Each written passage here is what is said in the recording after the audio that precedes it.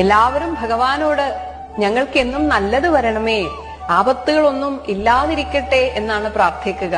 പക്ഷേ കുന്തി മനസ്സിലാക്കി ഭഗവാൻ നേരിട്ട് വരുന്നത് ആപത്തിലാണ്. ഒരു പ്രശ്നവും ഇല്ല എങ്കിൽ ഭഗവാന് നമ്മുടെ ജീവിതത്തിൽ ഇടപെടേണ്ട ഒരു കാര്യവും ഇല്ല.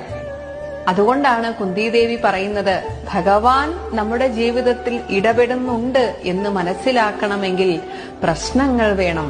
അതുകൊണ്ട് ഇടയ്ക്കിടെ എവിടെ വെച്ചായാലും പ്രശ്നങ്ങൾ തന്നുകൊള്ളൂ ഭഗവാനെ, എങ്കിൽ ഭഗവാൻ അപ്പോഴൊക്കെ ഞങ്ങളെ സഹായിക്കാൻ വരുമല്ലോ. അന്നേരം ഞങ്ങൾക്ക് ആ ദർശനം ലഭിക്കും. ഏതൊരു ദർശനം കൊണ്ടാണോ പുനർജന്മം ഇല്ലാതിരിക്കുന്നത്, അങ്ങനെയുള്ള ഭഗവാന്റെ ദർശനം ലഭിക്കാൻ ഞങ്ങൾക്കിടക്കിടെ പ്രതിസന്ധികൾ തരൂ ഭഗവാനെ എന്നാണ് കുന്തി പ്രാർത്ഥിക്കുന്നത്.